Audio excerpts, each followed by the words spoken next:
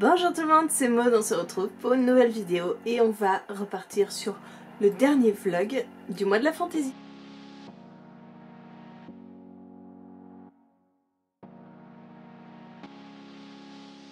Nous sommes le vendredi et je ne sais pas quel jour. Vendredi 27 mai. Je vous reprends pour 4 petits derniers jours. J'ai beaucoup de choses à vous parler. Parce que je me suis rendu compte en montant le vlog précédent que j'avais oublié de vous parler de Porcelam. Enfin, je n'avais pas oublié de vous parler de Porcelam. J'ai oublié de vous incruster la vidéo où je vous parlais de Porcelam. Donc, je vais la mettre maintenant. Bonjour. Vous avez un angle bizarre, hein. Je suis désolée. J'ai connecté mon téléphone, enfin il est branché parce que j'ai plus de batterie. Et vous ne connaissez pas cet endroit. Non. Vous êtes dans la mairie où je travaille, puisque je suis secrétaire de mairie. J'avais l'habitude de vous prendre quand avant j'étais planificatrice publicité radio. Mais au boulot, là, je n'ai jamais eu l'occasion. Donc, je me suis dit, allez, c'est l'occasion. Mais c'est très très moche en contre-plongée comme ça. Porcelam. J'ai beaucoup aimé cette lecture. Je me demande si je vais pas l'acheter aux Imaginales. Je verrai. Ça dépendra du budget qui va être un peu serré. Mais j'ai beaucoup aimé. On est avec Tomoe, je ne sais jamais, je ne saurais pas, qui est guide sur la voie du Kirin. Elle aide des touristes, enfin des touristes. C'est pas vraiment des touristes, mais bon, des gens qui viennent en général faire une retraite sur la voie du Kirin. Elle les aide à gravir cette montagne pour aller jusqu'au temple. Une montagne très très dangereuse. Il y a énormément de morts qui peuvent se produire sur cette montagne. Tomoe est là pour éviter que cela ne se produise. Elle va guider un jeune homme qui est là pour aller inspecter. C'est un expert en porcelaine. Il doit aller inspecter une porcelaine qui se trouve dans ce temple, la porcelaine de la petite fille de l'empereur, qui est morte avec sa mère il y a déjà de ça quelques temps. Et la porcelaine de la fille de l'empereur a changé d'aspect et accuse le gouverneur, donc son mari, de l'avoir tué. Donc on a chargé cet homme, cet expert, d'aller vérifier la porcelaine de la petite fille pour voir si elle aussi accuse son père de sa mort. Je ne sais pas si c'est clair. Il faut aussi que je vous précise que dans ce monde, chaque être humain naît avec une porcelaine accrochée à lui. Cette porcelaine grandit avec lui. C'est une petite statuette qui va évoluer au fil de sa vie, qui va retranscrire ses sentiments, ses peurs cachées, ce genre de choses. Et voilà, l'univers est vraiment sympa. On est dans une sorte de Japon. Fantasy avec ces personnages là plutôt agréables à suivre et j'ai vraiment aimé parce que il y a une profondeur dans le récit et il y a une quête, ce genre de choses. C'était sympa. Le petit bémol que j'ai à faire sur ce roman, c'est que à un moment j'ai trouvé quelque chose d'assez redondant parce que si vous voulez, Tomo est sur la voie du Kirin, elle est un petit peu recherchée par des soldats parce qu'elle ressemble étrangement à une personne qu'on recherche, une tueuse, la veuve noire qui tue des hommes sur la voie du Kirin. Tomo n'y est pour rien, mais elle a cette ressemblance et du coup elle est poursuivie par les soldats. Et donc elle rencontre des soldats une fois, elle rencontre des soldats deux fois, elle rencontre des soldats trois fois. À un moment, j'avais l'impression de me dire « Ah, c'est la rencontre. Ah, qu'est-ce qui va se passer? Est-ce qu'ils vont l'arrêter? Est-ce qu'ils vont pas l'arrêter ?» En fait, c'était un peu redondant, cet aspect-là, mais on va sur toute autre chose par la suite. Donc le rythme y était, c'était plutôt prenant. Et puis j'avais envie de savoir, comprendre cet univers, comprendre ce qui avait pu se passer pour la fille de l'empereur et la petite fille de l'empereur. Donc voilà, une lecture assez addictive. Et j'ai hâte de voir la suite, sachant que là on est sur la voie du Kirin et il va y avoir d'autres tomes sur les autres clans, puisque ce tome-ci se finit avec une interrogation sur d'autres clans, justement. Donc je pense que ça va peut-être pouvoir se lire indépendamment, même s'il va y avoir à chaque fois quelque chose commun. Mais ouais, j'ai vraiment beaucoup apprécié la plume de Celia Flo, c'était très fluide, c'était très intéressant. Cette idée de porcelaine rattachée aux personnes, ça aussi c'était cool. Donc voilà, une bonne lecture, malgré ce petit bémol de redondance sur la course-poursuite avec les soldats. Voilà, bon, maintenant je vous laisse. Nous sommes le mardi 17 mai, il me reste moins d'une heure à bosser. Là, je vous parle parce que je suis fermée au public, sinon je vous parlerai pas, quoi. C'est pas possible. À 18h30, c'est la quille. C'est fini et je suis en week-end et après on part aux Imaginales jeudi matin et c'est trop cool et j'ai trop hâte et le temps m'a paru tellement long aujourd'hui. Oh, tellement long. Tellement.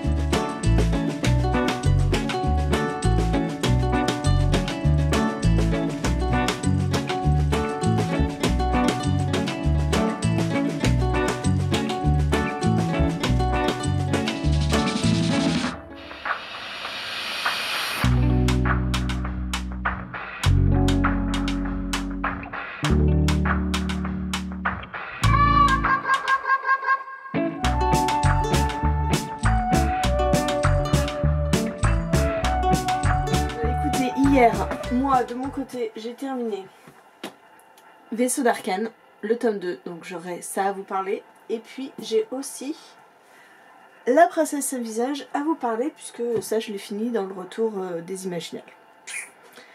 Voilà. Et aujourd'hui, je viens de me rendre compte que j'avais emprunté un petit livre à la bibliothèque, Les Guerriers de Glace d'Estelle Faye. C'est un jeunesse, ça va se lire extrêmement vite. Et en fait, je dois le rapporter le 1er juin. Mais voilà, je ne l'ai pas lu. Donc il faut peut-être que je le lise. Donc ça va être ma lecture d'aujourd'hui. Bonjour. Enfin bonjour. Je vous retrouve dans le même cadre que pour ma chronique de Porcelaine parce que clairement on est vendredi, c'est le pont de l'Ascension, je bosse, mais c'est très très calme. Très très calme. J'ai eu quelques personnes ce matin. J'ai eu quelques appels, mais clairement j'ai le temps de vous parler. Je voulais vous parler des Guerriers de Glace que j'ai lu franchement en 35 minutes, c'était bouclé. Il fait 107 pages et voilà, en 35 minutes c'est bouclé, c'est écrit très très gros, c'est un livre pour les 7-11 ans.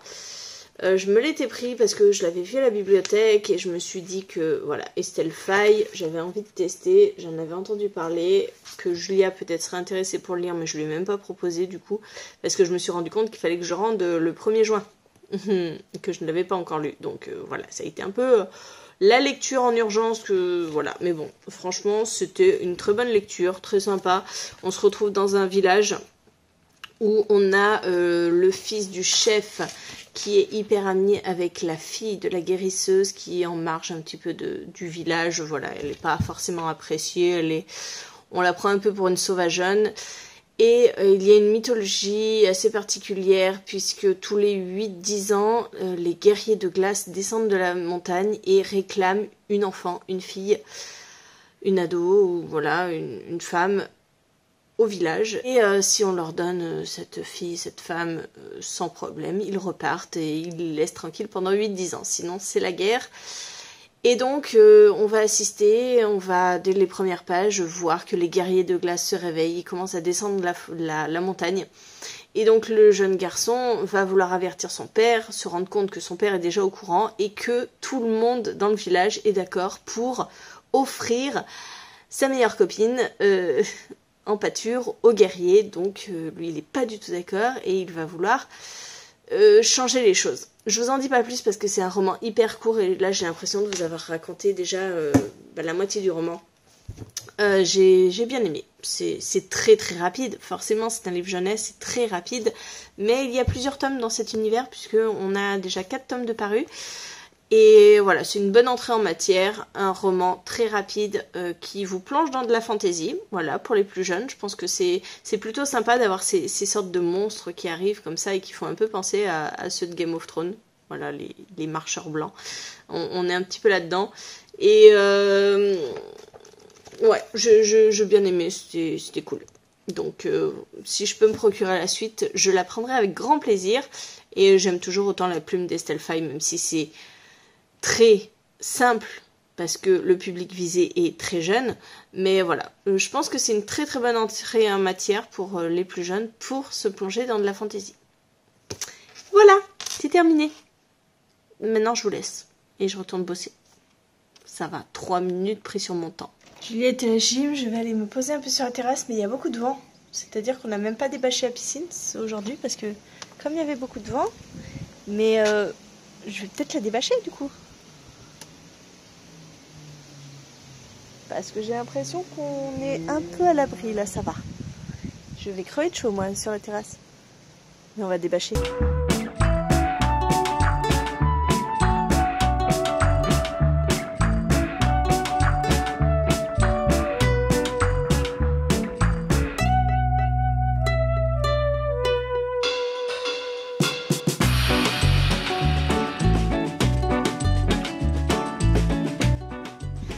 Je suis un petit peu dans le vent et au moins je suis pas en plein cagnard.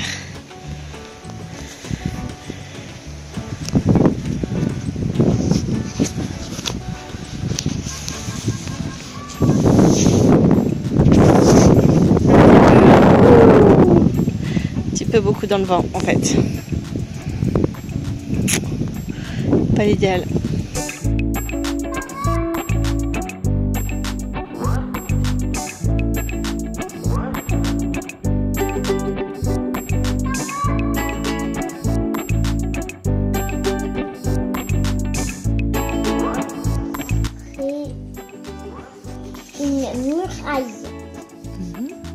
Les murailles, alors on le colorie en quelle couleur? En bleu. Ouais.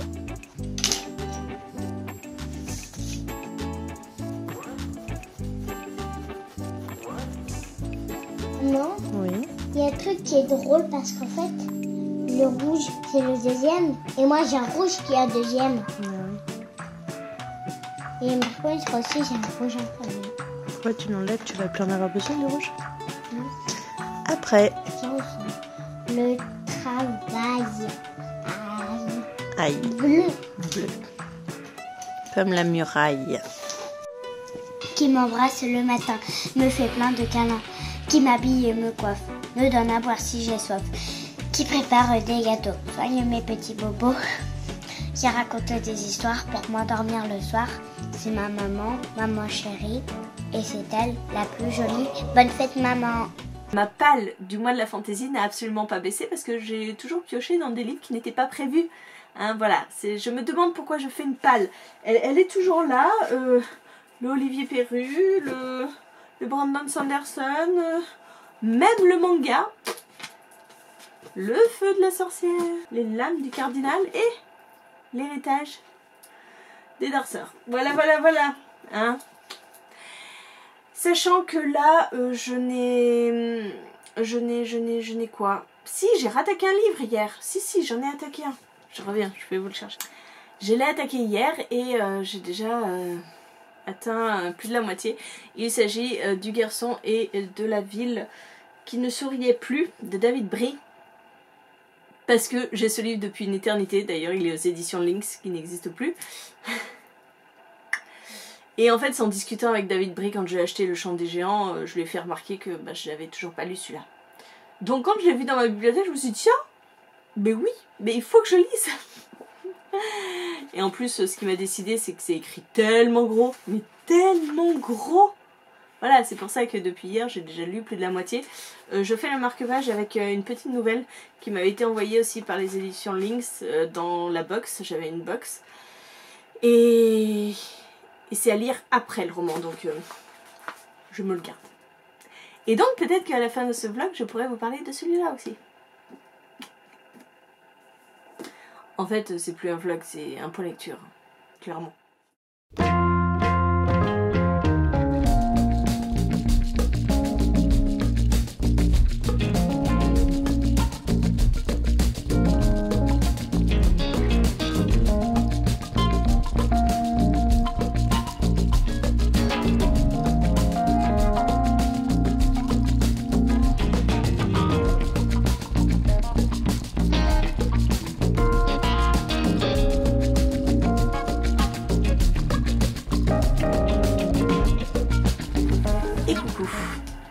plus de batterie, donc je ne sais pas si ça va tenir, je ne sais pas. Nous sommes le 30 mai, lundi 30 mai, et je reviens pour vous parler de quoi? Pour vous parler de quoi? J'ai commencé Chara, le tome 2, j'ai pas beaucoup avancé, je dois être à 60 pages, hein. J'avance très doucement. J'ai commencé aussi un petit roman jeunesse avec Julia, les folles lectures d'Archibald Bloomer, donc de Ron Marty, qu'on a acheté aux Imaginales, et voilà, on le lit avec Julia. Pour l'instant on a lu 4 chapitres, et j'aime bien, on est dans un roman où Archie, en lisant le livre, va plonger dans le livre, et voilà, on n'est pas encore allé dans le livre pour l'instant, mais la mise en page est top, je vous le montrerai dans un point lecture. Je vais vous parler de La princesse sans visage. Allez, on va parler de ça. Hop, il est là en plus, ça tombe bien. La princesse sans visage, c'est le premier tome d'une saga, Les Royaumes Immobiles. Bravo Maud. C'est le premier tome d'une saga, Les Royaumes Immobiles. Une saga, ce sera en 2 tomes, donc rapide. Nous sommes avec Ivy, Ivali de son nom, qui va être récupérée dans son manoir. Elle vit seule depuis que son père est parti, on ne sait pas trop ce qui lui est arrivé. Elle vit seule, entourée de ses domestiques, mais c'est une belle à mourir, c'est-à-dire qu'elle a un masque qui lui cache le visage, car si on voit son visage, on est pris d'une folie furieuse et on se tue ou on tue les autres, enfin bon bref. Il vaut mieux pas avoir son visage. Donc Ivali vit seule, entourée de ses livres, dans sa bibliothèque. Elle ne connaît rien de l'extérieur. Jusqu'au jour où on va venir la chercher et on va lui dire, voilà, un trône est à prendre. Le royaume est gouverné par 4 monarques. Un des monarques vient de mourir. Un trône est à prendre, le trône d'automne. Et Ivali va être une des prétendantes à ce trône. Pourquoi? Parce qu'elle est de sang noble. Même si son père a commis des atrocités, elle est sans noble, elle peut postuler. Et donc Ivali va aller à la cour et subir les épreuves des reines, des 3 reines, pour peut-être monter sur le trône. J'ai beaucoup aimé cette histoire, vraiment beaucoup, parce que Ivy, on la sent seule, on la sent presque désespérée à cause de cette malédiction. On sent que sa vie, elle n'a pas de vie, hein, tout simplement. Elle vit dans la peur de mal faire et de tuer ses proches. Donc voilà, elle est totalement solitaire. Et ce que j'ai aimé dans ce roman, et ce que... Bon, on en a discuté un peu avec Marilyn parce qu'elle l'avait lu avant. Elle m'a dit, ce que je regrette, c'est que les personnages ne restent pas suffisamment longtemps. On a pas mal de rencontres. On a le gentilhomme, on a Odd, on a d'autres personnages qui rentrent dans la vie de Ivy et qui en repartent aussitôt. Et moi, ça me gêne pas parce que ça renforce cette solitude. On voit qu'elle va se lier, alors pas d'amitié, mais voilà, elle va commencer à se lier avec des personnages et ces personnages vont disparaître assez brusquement de sa vie. Et voilà, ça renforce cette solitude, ça renforce le fait qu'elle est toute seule, qu'elle n'aura jamais personne. Donc oui, je trouvais que c'était pas mal fait. Et moi, ça m'a pas dérangé de voir passer ces personnages parce que je me suis doutée que dans le 2, on les reverrait. Et en effet, à la fin de ce tome, on les revoit. Oui, on les revoit tous, hein, clairement, on les revoit tous. Donc non, finalement, ça m'a pas gênée. C'est plein de petites épreuves, donc on a un rythme assez soutenu, il se passe pas mal de choses, on s'attache plus ou moins à des personnages, après on est dans des épreuves assez dégueulasses, hein, clairement pour mettre en avant que les reines sont froides, insensibles et que pour gouverner elles ne doivent pas s'attacher. Donc clairement il y a des épreuves qui sont mais horribles. Donc la pauvre Ivy va devoir perdre encore plus qu'elle n'a. Elle a quasiment rien déjà et elle va encore devoir en perdre. Et j'ai beaucoup aimé ce roman de fantasy qui pointe un petit peu son nez dans notre monde à nous, le monde des rêveurs. Nous sommes des rêveurs et Ivy va toucher du doigt ce monde-là. Elle ne va pas rester cantonnée à son monde de failles. Elle va toucher du doigt le monde des humains et j'ai beaucoup aimé cette dichotomie entre les deux mondes Et je sais qu'on va y retourner dans le tome 2, donc je suis encore plus curieuse de savoir ce qui va se passer. Et on nous a instillé des petits éléments qui vont nous permettre de nous dire que ouais, le tome 2 va être top. Et j'ai grande hâte parce que j'ai passé un super moment avec ce roman. Et ouais, je vous le conseille parce que en plus d'avoir une magnifique couverture, la plume de l'auteur vous emporte dans un nouveau monde, dans le monde des faillis, et on découvre que finalement ce monde-là n'est pas si éloigné du nôtre. Voilà, bon bah écoutez, je réserve mon avis pour, c'est lequel je vais vous parler, Vaisseau d'Arcane le tome 2, pour plus tard.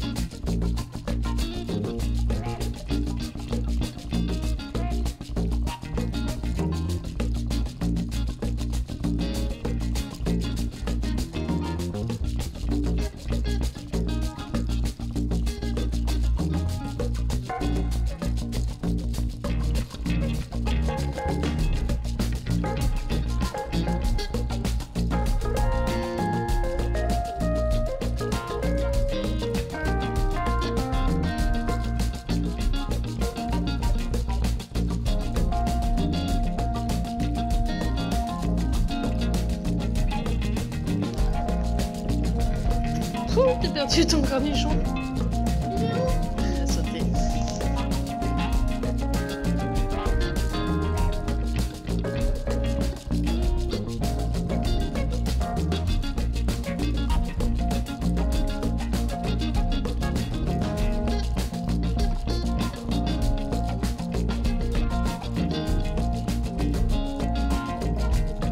Bonjour tout le monde. Je vous avoue, je vous ai complètement oublié pour ce vlog, je ne l'ai pas clôturé et je ne vous ai même pas parlé de Vaisseau d'Arcane, le tome 2. Voilà, et nous sommes le 15 juin.